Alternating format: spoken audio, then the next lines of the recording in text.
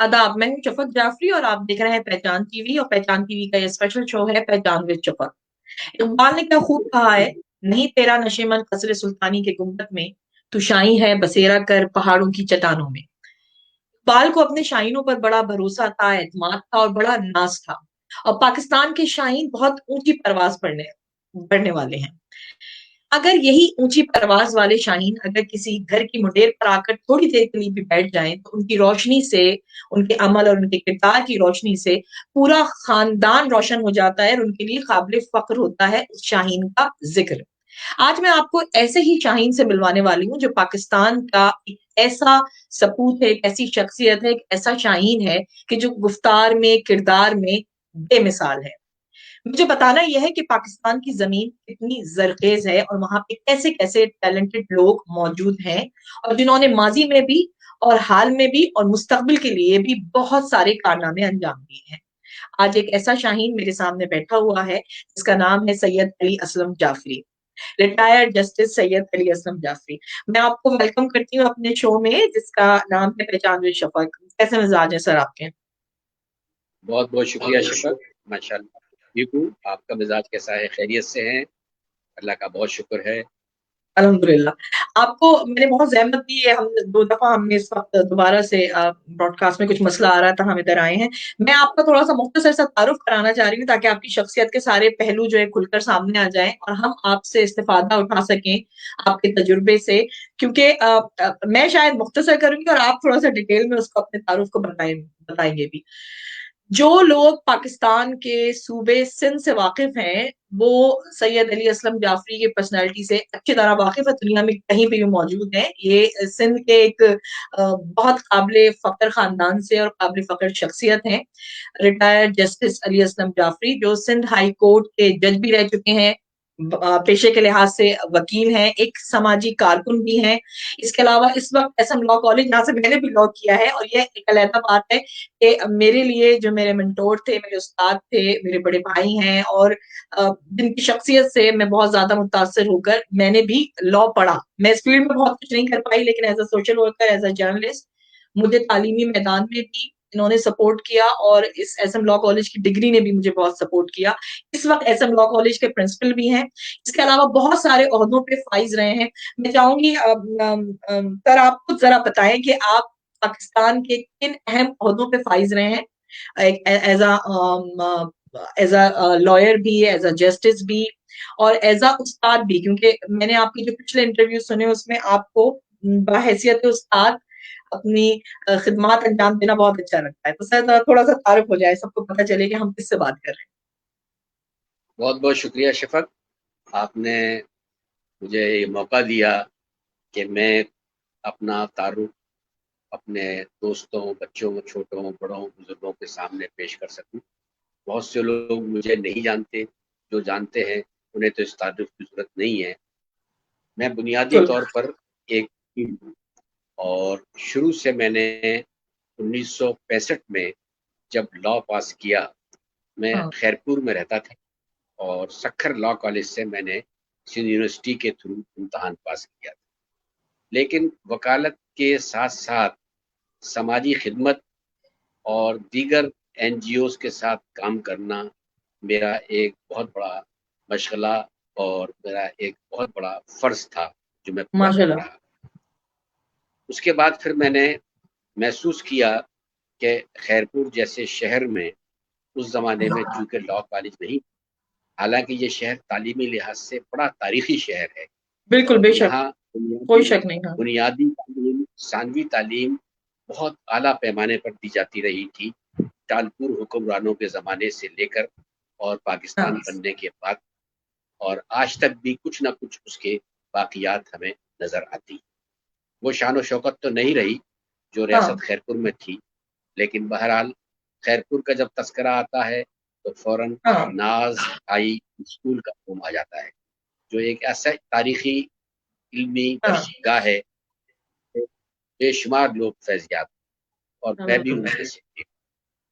अब खैरपुर में उस जमाने में 1965 में और हुँ, 70 तक इस बात की बड़ी शदीद ज़रूरत थी कि हुँ, लॉ कॉलेज चाहिए। जो ठीक। खैरपुर के چند سینئر ایڈوکیٹس نے، خاص طور سے جن میں ایک پرانے علی گیرین تھے اور خیرپور کے ریاست کے رہنے والے تھے، حاجی رسول بخش شیخ صاحب، انہوں نے اور ہم چند نئے وکیلوں نے اور دیگر دوستوں نے مل کر خیرپور ایجوکیشنل سوسائٹی کے تحت خیرپور میں لاء کالج قائم کیا۔ وہ لاء کالج ماشاءاللہ اب تک قائم ہے اور چل رہا ہے۔ الحمدللہ۔ اس سے فیض جو پاکستان کے اور بیرون پاکستان مختلف ذمہ داریاں ادا کر رہے ہیں اور وہ خیرپور کی پہچان بنے۔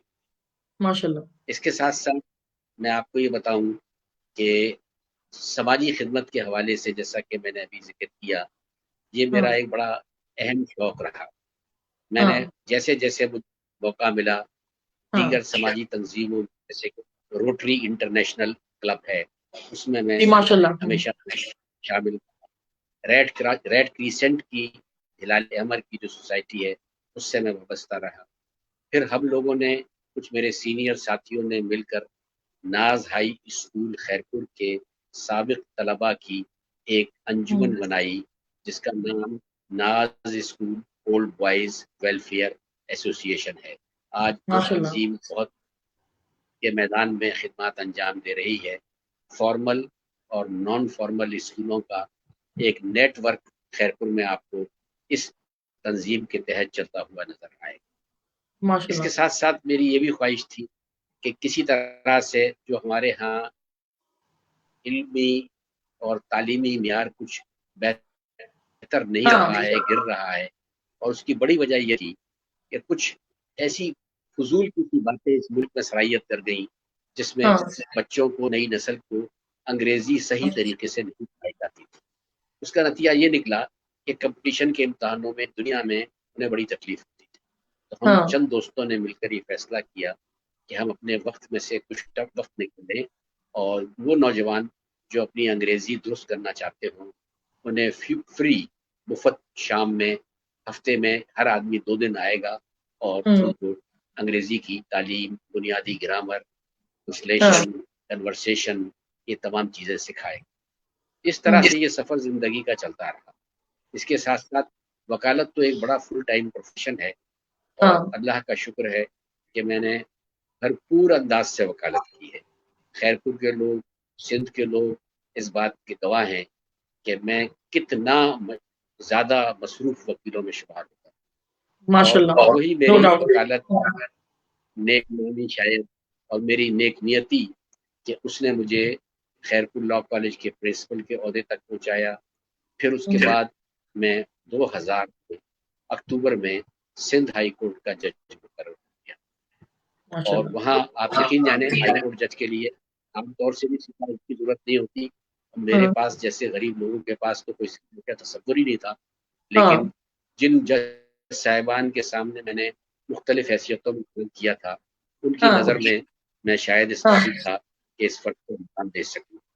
ماشاءاللہ۔ اس کے بعد 5 سال تک میں کالج کے پرنسپل کو چھوڑ کر سندھ ہائی کورٹ کا جج، سندھ ہائی کورٹ جج کے زمانے میں سندھ جوڈیشل اکیڈمی سے تھوڑا بہت وابستہ رہا، اور ساتھ ساتھ جیسے ہی میں ہائی کورٹ سے فارغ ہوا تو میں نے ایس ایم لاء کالج میں اعزازی طور پر پڑھانا شروع کر دیا۔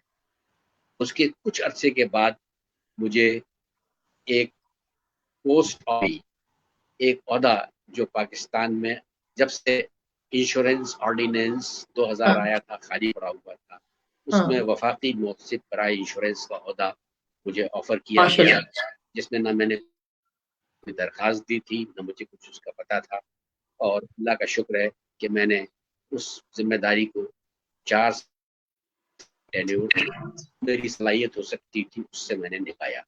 اور اس کے کلیمز کے حوالے سے گریونس جو لوگوں کی ہوتی تھی، انشورنس کی میل ایڈمنسٹریشن ہوتی تھی، اس کو چیک اور کنٹرول کرنا، اور جلدی سے جلدی بغیر کسی معافی فیس کے 2 سے 3 مہینے میں کمپلینٹ کا فیصلہ کر دیتے ہیں۔ اس طرح سے یہ سفر چلتا رہا۔ پھر سندھ میں ہمارا جو ایک ججز کو ٹریننگ دینے کا ادارہ ہے، سندھ جوڈیشل اکیڈمی، میں اس میں بھی ٹائم دیا کرتا تھا وزٹنگ پروفیسر کی حیثیت سے. 2016 میں مجھے پھر وہاں ڈائریکٹر جنرل کی پوسٹ آفر کی اور وہ 1 سال تک میں نے اس عہدے پر خدمات انجام.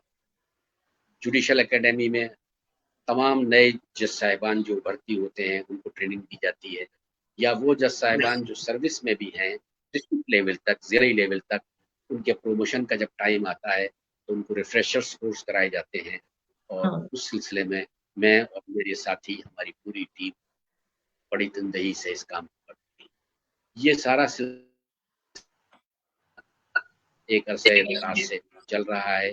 تو آپ دیکھیں گے کہ تعلیم کے ساتھ ساتھ لوگوں کی خدمت سب سے بڑا موٹو رہا ہے.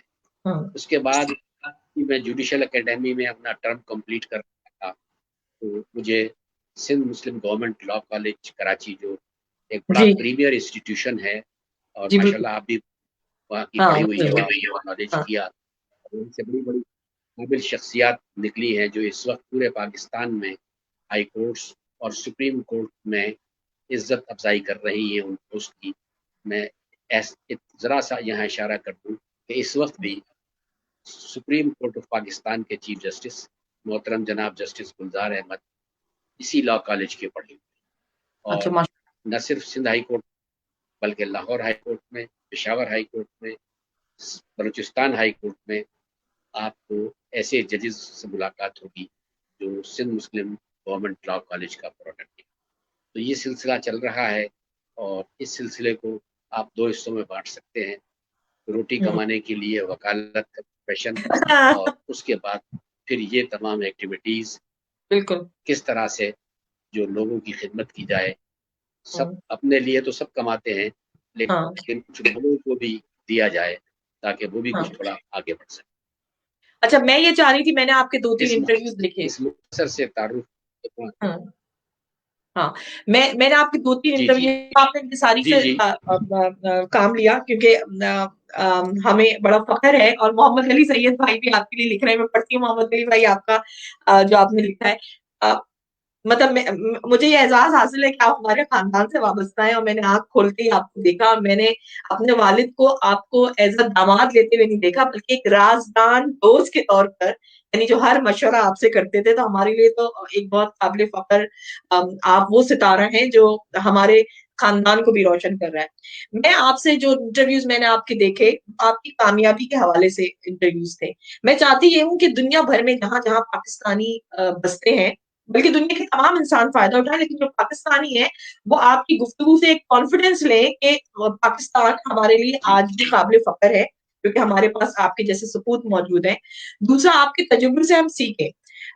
دیکھیں, ایز اے وکیل, ایز اے جسٹس, یعنی آپ انصاف کے بہت خوبی کے ساتھ آپ انصاف لوگوں کو فراہم کرتے رہے.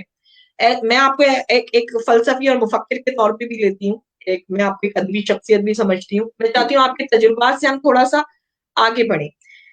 سر, جب ہم ان ملکوں میں رہتے ہیں, جیسے میں آسٹریلیا سے بات کر رہی ہوں, اور میرے جو بیورو چیف ہیں وہ اس وقت امریکہ میں بیٹھے ہیں, کینیڈا, ساری کنٹریز میں پروگرام دیکھا جاتا ہے. ہم بحیثیت سفیر ان ملکوں میں کام کر رہے ہوتے ہیں, اپنے اپنے ملک کی نمائندگی کر رہے ہوتے ہیں, چاہے کسی ملک سے ہمارا تعلق ہو. اکثر ڈرائنگ روم میں بیٹھے ہوئے لوگ یہ کہتے ہوئے نظر آتے ہیں پاکستان کا سسٹم بہت خراب ہے, پاکستان سے ہمیں کوئی امید نہیں ہے. لیکن آپ آج بھی پاکستان میں خدمات انجام دے رہے ہیں اور بسے ہوئے ہیں اور خوشی خوشی انجام دے رہے ہیں. سر, میں تھوڑے سے چکتے ہوئے سوال, آپ کی اجازت ہو تو آپ سے کر لوں اور تھوڑا واضح بھی کر دوں کہ تو یہ جو میں نے کہا نا, جو ڈرائنگ روم میں بیٹھ کر بڑا فخر محسوس کرتے ہیں کہ اس پاکستان کی برائی کریں, کہیں کہ پاکستان میں تو کچھ بھی نہیں ہے. سر, پہلے تو اس کو واضح کریں کہ پاکستان میں کیا کیا ہے. کے لوگ جو ہیں وہ کئی اصل بات, لائن تھوڑی کٹ رہی ہے, ذمہ داری ادا کرنی ہے. ہر شخص کو اپنے آپ کو محسوس کرنا ہے کہ مجھے پہلے ایسی شخصیت کی طرح سامنے آؤں کہ لوگ میری مثال دیں, یا کچھ لوگ شاید مجھے فالو کرنے کی کوشش کریں. تو یہ معاشرے کو کہنا کہ معاشرہ خراب ہے, یہ معاشرہ کس سے بنتا ہے؟ معاشرہ تو افراد سے بنتا ہے. تو ہمیں بہت بڑی ذمہ داریوں کا احساس کرنا چاہیے. ہر شخص पर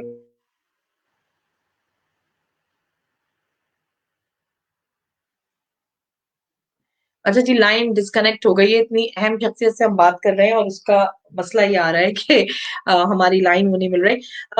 मोहम्मद अली भाई, आप भी दुआओं में याद रखें। इसी तरह मैं जरा एक मैसेज कर देती हूँ कि लाइन कट गई है। मैं बताना यही चाह रही थी कि पाकिस्तान में वो लोग भी मौजूद हैं जिन्होंने बहुत छोटे इलाकों या छोटे शहरों से जो है अपनी तालीम मुकम्मल की और इन मैदानों में आए और फिर दुनिया भर में उन्होंने अपना नाम भी रोशन किया। तो ये सिलसिला तो जारी सारी रहेगा। लेकिन जो समझते हैं कि पाकिस्तान की जमीन जरखेज नहीं है या पाकिस्तान में टैलेंट नहीं है, आज हम दिखाना चाहते हैं कि पाकिस्तान में कितना टैलेंट है।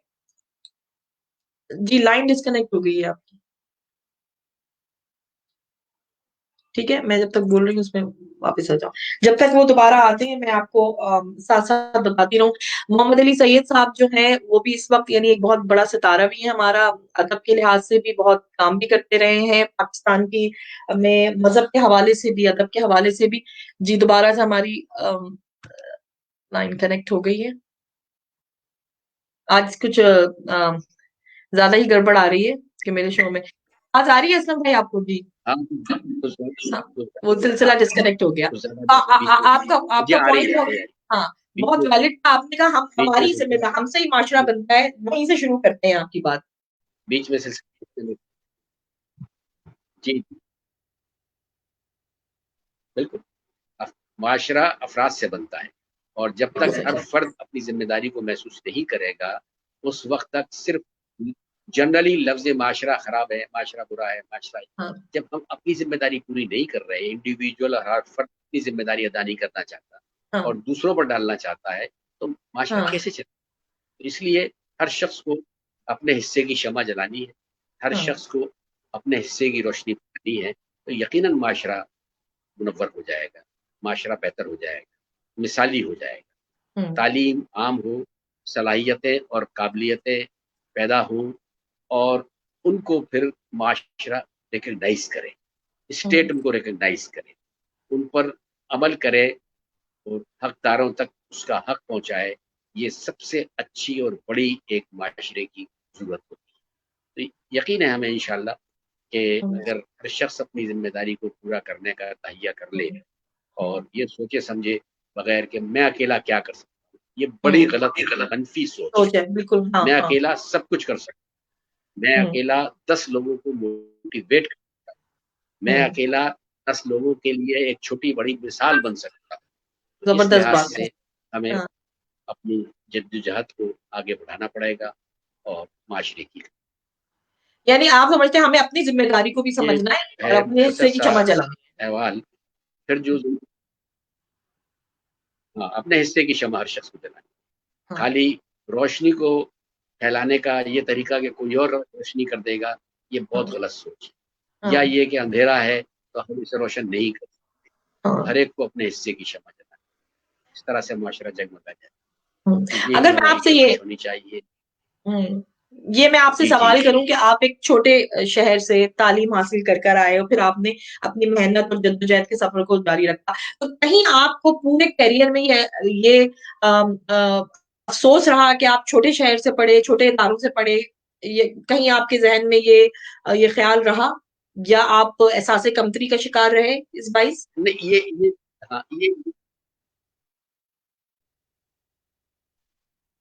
ये मैं आपको बताऊं कि वाकईतन माशरे में ये छोटे शहर और बड़े शहर का तस्वुर जो सामने उभरता है, तो हम्म, आप यकीन जानो, मुझे जब बीए मैंने पास कर लिया तो मैं ये सोच रहा था कि अब मुझे लॉ तो पढ़ना है, मैं कहाँ पढ़ूं? तो उस वक्त हमारे सामने एसएम लॉ कॉलेज था, लेकिन घर के हमारे हालात मुझे इस बात की इजाज़त नहीं दे रहे थे कि मैं घर छोड़कर कराची चला जाऊं और वहाँ जाके पढ़ूं, और मेरे वालिदैन मुझे वहाँ वो तालीम मुहैया करें मेरे दूसरे बहन भाइयों का पेट काट कर। तो हाँ फिर मैंने सख्खर लॉ कॉलेज में दाखिला ले लिया। और आप यकीन जाने किरण, मेरी बच्चियों, बेटियों, बहन, शुरू से मुझे तुमने देखा है बिल्कुल कि बेशक। हाँ जब मुझे law college, SM law college में पढ़ाने के लिए ऑफर किया गया। मैं हाँ हाई कोर्ट में जज था और रिटायरमेंट में 3 दिन बाकी थे, तो उस हाँ कॉलेज के प्रिंसिपल, मैं भी उनको देखा होगा, मोहतरम हाशमी साहब, जी, वो बिल्कुल मेरे मेरे पास प्रिंसिपल आए और थे। मुझसे कहने लगे कि सर, आप आपने कभी ये देखा कि आपकी कोर्ट में बहुत सारे नौजवान बच्चे बच्चियां काले हाँ कोर्ट में बैठे होते हैं, खड़े होते हैं। मैंने हाँ कहा हाँ, मुझे एक आध महसूस हुआ और मुझे ये लगा शायद उनके कुछ केसेस होंगे। हाँ लेकिन सर, कोई केसेस नहीं होते उनके, मैं उन्हें लेकर आता हूँ एक हाँ किस्म की उनकी यहाँ ट्रेनिंग। तो अब मेरी ख्वाहिश ये है कि 2 दिन 4 दिन के बाद रिटायर होने जा रहे हैं और आप SM लॉ कॉलेज में पढ़ना शुरू। मुझे माशाल्लाह। अंदरूनी तौर पे बड़ी खुशी हुई कि देखें, जिस तालीमी इदारे में मैं अगर खुद तालीम हासिल नहीं कर सका, तो आज मुझे उस तालीमी इदारे की तरफ से हाँ इनवाइट किया जा रहा है कि मैं वहाँ हाँ पर लॉ पढ़ाना शुरू। तो ये मेरे हाँ लिए एक बहुत बड़ा फख्र का इनाम था और एक ऐसा ज़हनी सुकून था। छोटे शहर और छोटे कॉलेज, वो सब कुछ अपनी जगह, लेकिन हाँ जो मेहनत है और ख़ास हाँ तौर से वकालत का जो प्रोफ़ेशन है, हाँ वो बहुत ज़्यादा एतमाद का प्रोफ़ेशन है, एक हाँ नियति का प्रोफ़ेशन है। उस बेशक। प्रोफ़ेशन में कोई एक शख्स अपनी सब कुछ, माया, सोच, हम्म, प्रॉपर्टी, अपनी तमाम सीक्रेट्स आप तक पहुँचा देता है और आप हाँ उसकी नुमाइंदगी करते हैं। तो अगर हम्म, आप उस नुमाइंदगी में कमज़ोरी दिखाएँगे, उस नुमाइंदगी में आप डगमगा जाएँगे, मुख्तलिफ किस्म के प्रेशर्स को फेस नहीं कर पाएंगे, तो वो बड़ी हम्म, तरक्की वाली बात हो जाती है। लेकिन अगर आपने इस्तिकामत का मुजाहिरा किया और हाँ अपने आप को अल्लाह के सामने हाजिर नाजिर जाना, तो फिर हम ये सफ़र की मंजिलें बड़ी खैर खूबी से तय करते चले।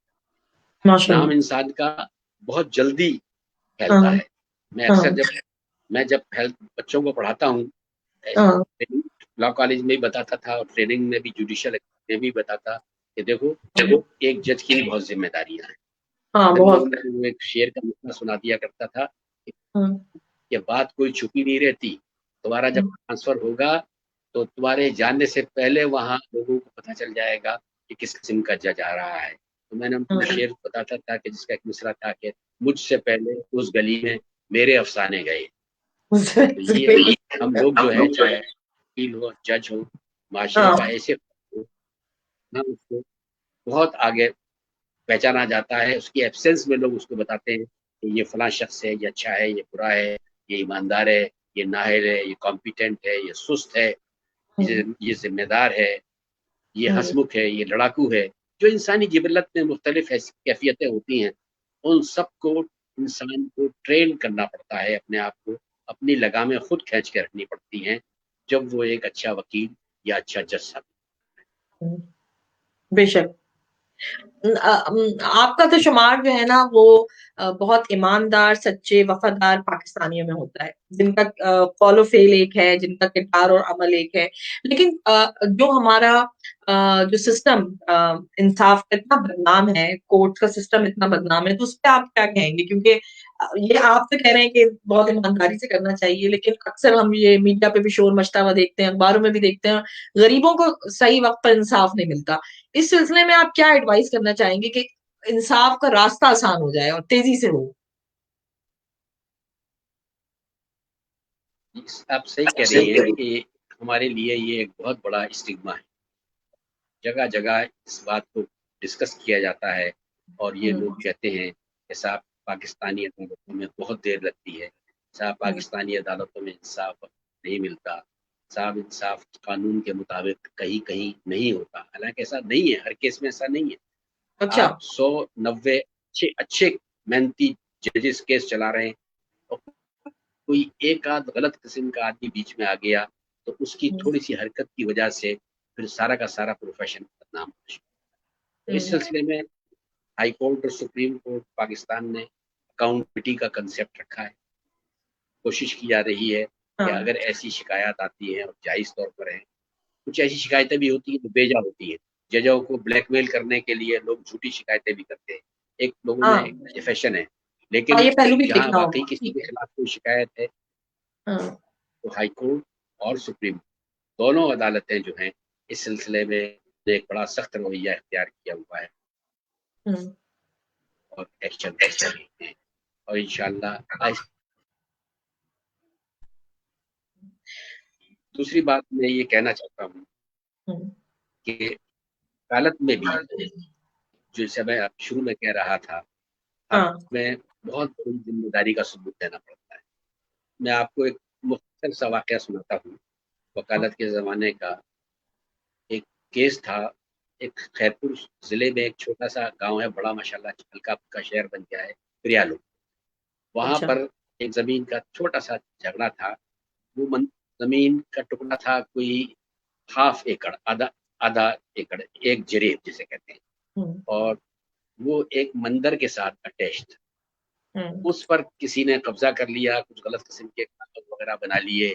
اور اس کا جو رکھوالا تھا وہ بیچارہ ادھر ادھر پریشان ہوا ایک دن میرے پاس آیا. سخت وشنو قسم کا آدمی تھا، گیروئے کپڑے پہنے ہوئے، اپنا گلاس بھی اس کے ہاتھ میں ہوتا تھا، پانی بھی ہاں کسی نلکے سے اپنے گلاس میں ڈال کے پیتا. وہ میرے پاس آیا اور اس سے کہا صاحب یہ ہمارا کیس ہے اور اگر آپ ہماری مدد کریں تو. ہاں میں دیکھا، میں نے پڑھا، سمجھا. میں نے کہا ہاں. کہنے لگے میں 2 باتیں آپ کو بتا دوں کہ میں آپ کی فیس تو دے نہیں سکتا، آپ کو اچھا دعائیں دے سکتا ہوں، جو کچھ مجھ سے ہوگا وہ میں کروں. اور ہوں دوسری بات یہ بتا دوں کہ غالباً دوسری پارٹی جو ہے وہ ہاں کسی نہ کسی طریقے سے آپ کے جاننے والے، آپ کے واسطے دار اور مسلمان بھی ہیں، اور ہاں آپ ان کا بھی وہی تقریباً فیس ہے جو آپ کا ہے. تو اچھا کیا آپ یہ کیس لیں گے؟ ہاں میں نے کہا بھائی میں نے آپ سے ہاں کی ہے، اب یہ سب ہوں، کچھ دیکھ کے پڑھ کے میں اس ہاں کیس کو چلاؤں گا.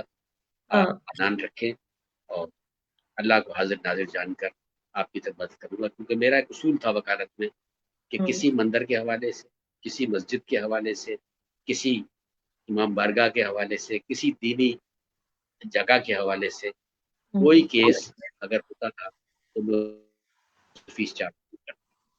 اچھا ماشاء اللہ میں نے اس سے کہا کہ میں تم سے ویسے بھی فیس نہیں لیتا، میرا اپنا اصول ایک ہے. تو پھر وہ چند ماہ کے بعد وہ کیس کا اس کا فیصلہ اس کے حق میں ہو گیا. بہت خوش ہوں، دعائیں دیتا چلا گیا. ماشاء ایک اللہ 3-4 مہینے کے بعد ایک دن وہ آیا. اس کے پاس ایک ہاتھ میں چھوٹی سی باسکٹ تھی، کھجی کی بنی ہوئی، چھوٹی سی، بالکل چھوٹی سی. اور آ کے مجھے اس نے تب سے سلام علیکم کیا، بیٹھ گیا اور وہ میرے سامنے رکھی. میں نے کہا کیا ہے؟ کہنے لگے اس میں بھنڈیاں ہیں، کوئی میرا خیال میں ½ کلو بھی نہیں ہوگی. وہ ہاں جو ہم نے اس زمین میں فصل لگائی ہوئی تھی، تو یہ ہوں پہلی پکنگ کی تھی میں نے ان بھنڈیوں کی. واہ تو میں نے کہا میں پہلے آپ کو دے کر ماشاء ایک اللہ ہاں ذہنی طور پر بڑی خوشی ہوئی، روحانی ہاں طور پہ بڑی خوشی ہوئی. میں اس سے ہاں 10,000 20,000 روپے اگر لے بھی لوں تو شاید ہاں اتنا اس کا سیٹسفیکشن نہیں. ہاں تو اس زندگی میں ہر قدم اصول آنے پڑتے ہیں اور ان اصولوں کو اپنانا پڑتا ہے اور فالو. ہاں بے شمار مثالیں ہیں وکالت کے زمانے کی، ججی کے ہاں زمانے کی، کہ ہاں جہاں لوگ کوشش کرتے ہیں کہ کسی نہ کسی طریقے سے جج تک ڈائریکٹ انڈائریکٹلی، لیکن پہنچ آپ جائیں کو استقامت کا مظاہرہ کرنا پڑتا ہے. ہوں معاشرے ہوں کے اصول بھی ہیں، ہوں تعلقات بھی ہیں، اٹھنا بیٹھنا بھی ہے، لیکن اصول اصول ہے. اس کے اصول آگے کسی کو نہیں آنا ہے. کیونکہ ہر شخص کو یہ سوچ لینا چاہیے کہ اسے صرف اور صرف اللہ کے سامنے جواب دے. دنیا کی کسی رشتہ داری، کسی طاقت، کسی چیز کو ملوز خاطر نہ رکھے، پھر اللہ اس کی مدد کرے. اچھا یہ جو روحانی خوشی آپ نے حاصل کی ہوگی اور واقعی اس سے آپ کو لگا مطلب یہ کردار کیسے بنتا ہے، یہ اصول کیسے بنتے ہیں، یہ آپ اپنی شخصیت میں کیسے لاتے ہیں کہ آپ نے اصول بنانے ہیں اور ان کے اوپر آپ نے قائم رہنا ہے؟ یہ کوئی خاندانی ورثہ ہوتا ہے یا انسان اپنے حالات سے بھی سیکھتا ہے؟ یہ کردار کیسے بنے گا؟ لیکن جینیٹیکلی بھی دیکھا جائے تو ہاں یہ خاندانی ورثے والی بات. میری پرورش ایک ایسے گھر میں ہوئی. میرے والد خود ایک بہت بڑے سماجی قسم کے کارکن، وہ ہوں خود انسانیت کے بہت بڑے ہمدرد تھے. ان کو ہوں بھی میں نے وکالت کرتے ہوئے دیکھا.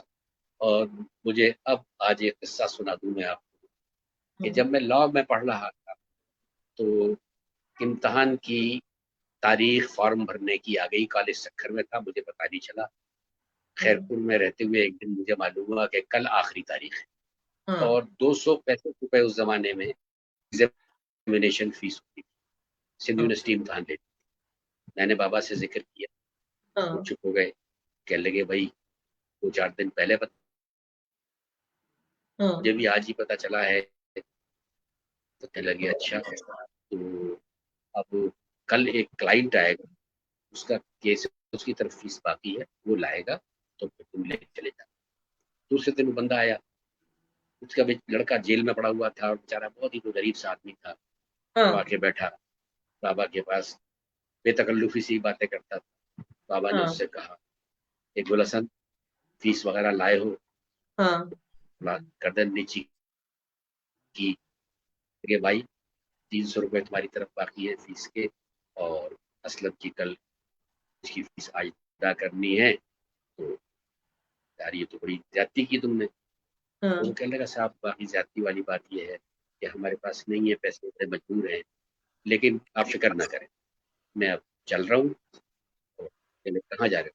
کہنے لگے میں جا رہا ہوں گاؤں اپنے، 15-20 میل کے فاصلے پہ گاؤں ہے، اور ہاں وہاں میرے پاس ایک گائے ہے، وہ جا کے بیچ دوں، اور پیسے کل لے کے میں صبح جاؤں۔ بابا نے پوچھا وہ گائے کتنے ہیں تمہارے پاس، گائے بھینس بکریاں؟ کہنے لگے صرف ایک گائے ہے۔ اللہ کہنے لگے دودھ دیتی ہے؟ ہاں اس نے کہا جی ہاں دودھ دیتی ہے، 2-4 کلو دودھ ہوتا ہے۔ کیا کرتے ہو؟ کچھ کچھ ہم کھا لیتے ہیں، 1 کلو بیچ دیتے ہیں، اس سے ہمارا گزر۔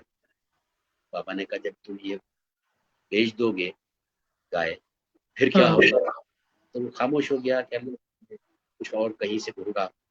انہوں نے کہا نہیں نہیں بس مت جاؤ، کوئی ضرورت نہیں ہے، گائے بیچنے کی کوئی ضرورت نہیں ہے، اسلم ہاں کی فیس کا میں کہیں اور سے بندوبست کر لیتا ہوں۔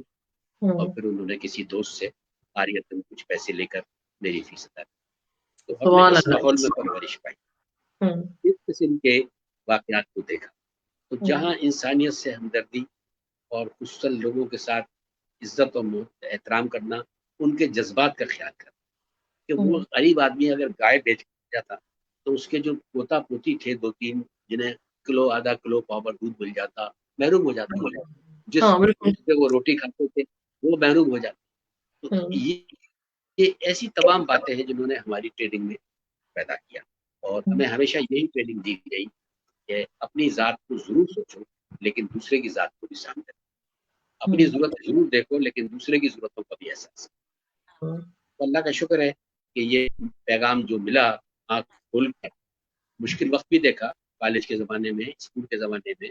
بابا ایک سیاسی آدمی تھے، لیفٹسٹ تحریک سے وابستہ تھے، جیلیں ریلیں، گھر پہ پولیس کے چھاپے بھی دیکھے، لیکن اللہ۔ شکر الحمدللہ اصولوں پر کبھی سب ہوئے نہیں تھے۔ یہی شاید اس کا ایک سبب ہے کہ آج ہاں بڑے سکون سے زندگی اللہ گزار رہا ہے ہمارے، انشاءاللہ جب اچھا، تک یہ قصے باقی قصے ہے کہاں یہ سننے کو پیغام ملتے چھوڑ ہیں کر آپ؟ ہاں جائیں گے۔ آپ کی زبانی میں نے قصہ سن کے میں نے کہا بہت سارے لوگوں جی کو جی فائدہ ہو رہا ہوگا یہ سن کے کہ یہ ایسے نایاب واقعات ہیں جو مطلب یہ آپ کی جنریشن میں تو بہت ہوتے ہیں۔ میں اپنا آپ کو بھی لکی سمجھ رہی ہوں کہ آپ لوگوں کے زیر سایہ ہم لوگ جو ہے پروان چڑھے۔ آپ کو کیا لگتا ہے جو ہماری بعد کی جنریشن ہے، جو ہمارے جی جی بچے ہیں یا آپ کے پوتا پوتی ہیں، ان میں بھی یہ چیز ٹرانسفر ہوگی یا مشکل ہے؟ ان سے کتنی امیدیں ہیں آپ کو؟ کوئی مشکل نہیں ہے۔ دیکھیے گھر کی ٹریننگ جو ہے نا، ہاں اگر مصیبت ایک سب سے بڑی آ گئی ہے جو میں محسوس کر رہا ہوں، اس میں مجبوریاں بھی ہیں معاشرے میں، ہاں لوگوں کو والدین کی طرف سے جو پراپر گھر کی تربیت ہونی چاہیے وہ نہیں مل رہی۔ اس کا نتیجہ یہ ہے کہ وہ بچے جو معاشرے میں، سڑکوں پر، گلیوں میں، اسکولوں میں، کالجوں میں، یونیورسٹی میں پڑھتے ہیں، ان ہوں کو وہ جو بنیادی طور پر ایک ٹریننگ ہونی چاہیے اخلاقیات کی اور ہوں انسان ذات سے ہمدردی کی، ان چیزوں سے وہ تھوڑا دور ہو جاتے ہیں۔ نتیجہ یہ ہوں نکلتا ہے کہ وہ بالکل ایک روبوٹ ہو کر مشین کا حصہ بن کر رہ جاتے ہیں۔ صرف بالکل یہ ہے ایسے کہ ہم پروفیشن میں جائیں گے اور پیسے کمائیں گے اور بڑا گھر بنائیں گے اور عالیشان گاڑی خریدیں گے، اور اگر موقع ملا تو اپنا ہوائی جہاز بھی لے لیں گے۔ یہ ہوں جو سوچ ہے یہ بڑی غلط سوچ ہے، ہاں افنات پسندی۔ دوسری بات میں آپ کے ساتھ ایک شیئر یہ کروں گا کہ اس ہمارے معاشرے میں اس وقت جو بہت بڑی ضرورت ہے وہ ہے ٹالرنس کی، ہوں، برداشت کی۔ آپ بالکل صحیح۔ دیکھیں پورا معاشرہ دم برداشت کا شکار ہے۔ لوگ ذرا ذرا سی بات پر ایک دوسرے کا گلا پکڑنے کے لیے تیار ہو جاتے ہیں، ہاں حالانکہ وہ بات مسکرا کر ٹالی جا سکتی ہے، لیکن کوئی شخص اس بات کے لیے تیار نہیں ہے کہ وہ اپنا فرض انجام دے۔ وہ کہتا ہے میرا فرض دوسرا انجام۔ اور ہاں مجھے کوئی کچھ نہ کہے. یہ سوچ آج بالکل پیدا صحیح، ہوئی. اس سوچ بالکل کو صحیح. اس سوچ کو اسکولوں کی تربیت اپنی جگہ پر، لیکن گھر کی تربیت کی ضرورت ہے. ماں باپ کی تربیت کی ضرورت ہے، جو بنیادی طور پر بچوں کو یہ احساس دلائیں کہ تم اس معاشرے کے ایک شہری ہو، تمہاری ذمہ داریاں ہیں، تم ایک اچھے پڑوسی بنو، ایک اچھے طالب علم ثابت ہو، اپنے بڑوں کا ادب کرو، بزرگوں کا ادب کرو، اور چھوٹوں کے ساتھ پیار محبت سے اپنی زندگی. اچھا، میں نے تو آپ کو دیکھا تھا، آپ تو اپنے گھر کے جو کام کرنے والے ہوتے ہیں، میں نوکر کا لفظ استعمال نہیں کروں گی، بڑا عجیب سا لگتا ہے، جو آپ کے گھر میں خدمات انجام دیتے ہیں، آپ ان کو بھی تعلیم کا تلقین کرتے تھے، کوشش کرتے تھے وہ پڑھے ہیں، بلکہ بہت سارے تو بڑے عہدوں پہ فائز ہیں. مجھے یاد بھی ہے آپ کے پیپر کے حوالے سے بھی، جو وہاں پہ منشی جی یا جو بھی ہوتے تھے، وہ ان کو بھی، چوکیدار بھی جو بھی ہیں، ان کے بچوں کو آپ تعلیم دلواتے تھے. ابھی اب جو آپ نے کہا بالکل درست کہا کہ ہم ایک معاشی دور میں تو شامل ہو گئے ہیں، بڑا گھر ہو، بڑی گاڑی ہو، اسٹیٹس کے اس میں لگ جاتے ہیں، لیکن ہمارے گھر میں اخلاقیات کے اوپر زور نہیں دیا جا رہا. اب اس میں زیادہ قصور کس کو کہیں گے آپ؟ کیونکہ میں سوچی کہ ایک پروگرام الگ سے آپ کے ساتھ کروں تربیت اولاد کے اوپر، کیونکہ ماشاءاللہ آپ کی ساری اولاد بہت اچھے عہدوں پر بھی فائز ہے، بہت اچھی طرح کام بھی کر رہے ہیں.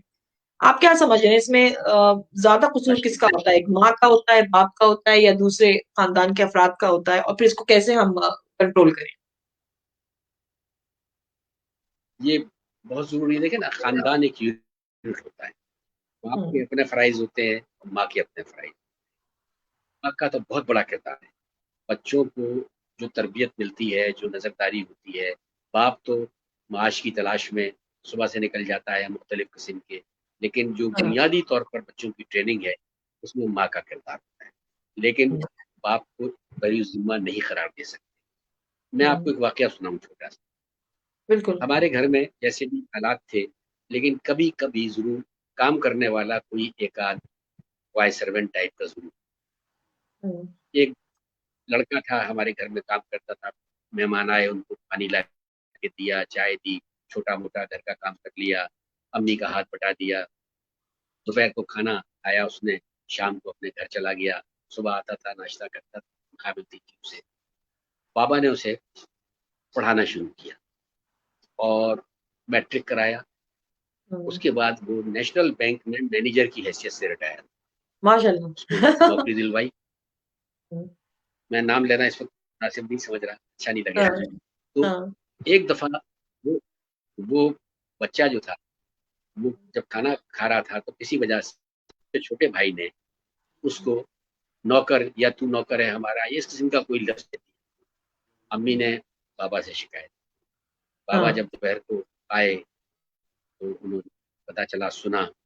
تو اس دن کھانا کھانے کے لیے ہم سب بیٹھ رہے تھے. تو انہوں نے کہا بھائی، سالن جو ہے عالم کی دنیا کو، روٹی سالن جو ہے، روٹی سالن ایک آدھ دال، ایک آدھ کوئی گوشت، اس قسم کی چیزیں گھر میں پکتی تھی، ہاں، اس کے ساتھ کھلاؤ، کمال کے ساتھ. تو امی بھی دیکھنے لگی، کمال نام تھا اس کا، ہاں، اور وہ بھی دیکھنے لگے. کہنے لگے ایک پیالے میں ساتھ میں ایک چھبڑی میں ان کو روٹیاں دو، اور یہ بیٹھ کے اس کے ساتھ. ہاں، یہ کیسے کہا اس نے کرنا پڑا. ہاں، وہ دونوں نے اس میں بیٹھ کے کھانا کھایا، ایک ہی پلیٹ میں. اس کے ہوں، بعد ہمارے سب کے ذہن جو تھے وہ بالکل اور واش ہو گئے کہ نہیں، ہوں، مجبوری میں جو ہمارے یہاں کوئی کام کر رہا ہے، ہم اسے ہوں، ذلیل و حقیر نہ سمجھیں، ہم ہوں، اسے اس کی ڈیو رسپیکٹ دیں. ہوں، ایسے بہت سے واقع. آپ نے بھی ہوں، اشارہ کن کہا کہ وکالت کے زمانے میں میرے پاس لوگ آتے تھے وکیل ہاں، ٹریننگ لینے کے لیے، خاص طور سے بہت اچھا وکیل ہو ہاں، کر مشہور ہو جائے تو بہت ٹریننگ لینے والے تھے. اس کے بعد لگاتار کلرکس، اور کلرک سے بعد ان کے اسسٹنٹ جسے ہم منشی کہتے ہیں، اور وہاں پہ مذاق میں اس کے چھوٹا ہوتا تھا اسے سیکنڈ منشی کہتے تھے. ایسے بے شمار لوگ میرے پاس ہیں. لیکن جب تک بابا حیات رہے، ان کی کوشش یہ ہوتی تھی کہ ان کو تعلیم کی طرف مائل کریں. اور ہاں، اللہ کا شکر ہے، آج اس میں سے بہت سے بچے سندھ جوڈیشری کا حصہ ہیں، بہت سے ماشاء بچے اللہ، ماشاء بیوروکریسی اللہ. کا حصہ ہیں، بہت ہاں، سے بچے دیگر پروفیشنز میں ان کو ہوں، فخریہ طور پہ بتاتے ہیں، ہاں، چھپاتے نہیں، فخریہ طور پہ ہاں، بتاتے ہیں. ہاں، بلکہ مجھے بعض اوقات تھوڑی سی ہیوملیشن سی فیل ہونے لگتی ہے. ہاں، اس وجہ سے تھوڑا سا ہم دیکھیں نا، حضور طیبہ کے متعلق اور ان کو معاشرے کے سامنے بیان کرتے ہیں، لیکن جب ہمارا خود وقت آتا ہے تو ہم اس سے تھوڑا سا دور رہتے ہیں۔ تو یہ ہمارے قول اور عمل میں جو تضاد ہے اس ہاں کو درست کرنا پڑے ہاں، بہت بہت خوبصورت آپ نے بات کری۔ اچھا مجھے یہ بتائیں کہ میں اچھا کیونکہ میں تو چاہ رہی ہوں کہ آپ کے ساتھ آپ کو کچھ زحمت دو، کچھ سنڈے ہم آپ کے ساتھ اسی طرح استفادہ حاصل کریں، کچھ گفتگو کرتے رہیں۔ میں اس وقت کیونکہ پاکستان کے مطلب ایک روشن ستارے سے بات کر رہی ہوں، میں پاکستان کے حوالے سے بات کرنا چاہ رہی ہوں کہ آپ پر امید ہے کہ پاکستان سے اسی طرح آپ جیسے لوگ جو ہے وہ نکلتے رہیں گے، چاہے کم تعداد میں صحیح، لیکن جو دیا ہوتا ہے اس کی روشنی دور تک پھیلتی ہے، اندھیروں کو کھا جاتی ہے۔ آپ پر امید ہے پاکستان سے ابھی بھی کہ آگے بھی جو چل رہا ہے سسٹم وہ بہت اچھا چلے گا، لوگ اچھے آئیں گے اس میں؟ امید کا دامن کبھی ہاتھ سے نہیں چھوڑنا چاہیے، اور ہمیشہ کوشش کے لیے اتنے لوگوں کو آپ ساتھ لے کر چل سکتے ہیں، ہم نوا بنا سکتے ہیں، تو اسی طریقے سے معاشرہ اور ملک بننا ہے۔ تو انشاءاللہ ایسی بات نہیں، وہ غالب کا شعر ہے نا کہ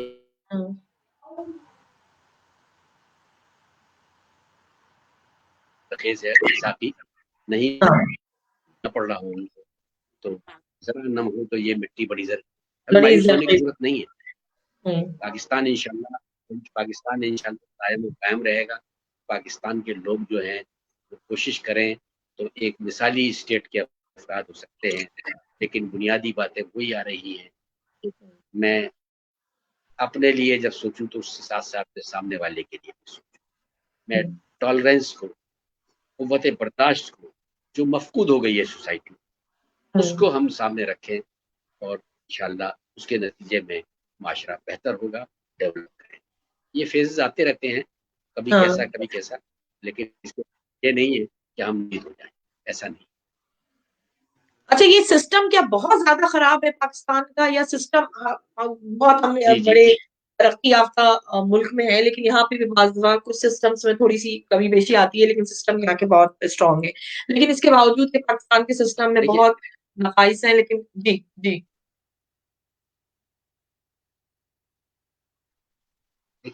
سسٹم جو ہے وہ ہاں کوئی آسمان سے اتری ہوئی چیز یا کوئی میٹیریل، سسٹم لوگوں سے مل کر بنتا ہے، ہم سب سسٹم کا حصہ ہیں۔ لوگ یہ کہتے ہیں، اکثر سنا ہوگا سیاسی طور پہ، معاشرتی طور پہ لوگ باتیں کرتے ہیں، صاحب نظام بدلیے۔ نظام کس سے قائم ہے؟ نظام ہم لوگوں سے قائم ہے، خود بدلتے نہیں، بقول اقبال کے تو خود بدلتے نہیں اور پورے کو بدل دیتے ہیں۔ تو یہ ہم لوگ اس ٹائپ کے لوگ کہ ہر چیز کو اپنے حساب سے ڈھالنے کی کوشش کرتے ہیں۔ تو اللہ کرے گا یہ سوچ پیدا ہوگی، یہ میسج چلے آگے، لوگ محسوس کریں، ضرور تبدیلی آئے گی اور ایک اچھا معاشرہ قائم ہوگا۔ آپ اپنے، میں بس وائنڈ اپ کی طرف جا رہی ہوں، نیکسٹ ویک پھر آپ کو لوں گی انشاءاللہ، آپ اپنے سیاست دانوں سے کس حد تک مطمئن ہیں موجودہ دور میں؟ کیونکہ پرانے کی تو بات میں نہیں کر رہی، ابھی موجودہ دور میں آپ کس حد تک مطمئن ہیں؟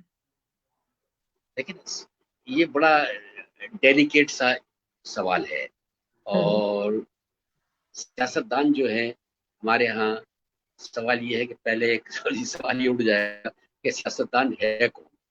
کیا ایک آدمی جو کسی برادری کے پر، کسی گروہ کے بلبوتے پر، طاقت کے پیسے کی بنیاد پر حکومت کی مشینری کا ایک لیجسلیٹو کا حصہ بنتا ہے، کیا ہم اسے سیاستدان کہہ سکتے ہیں؟ یا سیاستدان وہ لوگ ہیں جو نیچے سے محنت کر کے اور آہستہ معاشرے میں اپنی جگہ بناتے ہیں، جنہیں لوگوں کی پریشانیوں کا اندازہ ہوتا ہے، خود اس معاشرے کا حصہ رہے ہوتے ہیں یا ہوتے ہیں، وہ لوگ جب سامنے آئیں گے تو معاشرہ ضرور بہتر ہوگا اور بہت مثالی سیاستدان آپ کے سامنے آئیں گے۔ مطلب مجھے آپ کی باتوں سے بڑی امید حاصل ہوئی ہے، اور یہ امید کا دامن رہنا چاہیے۔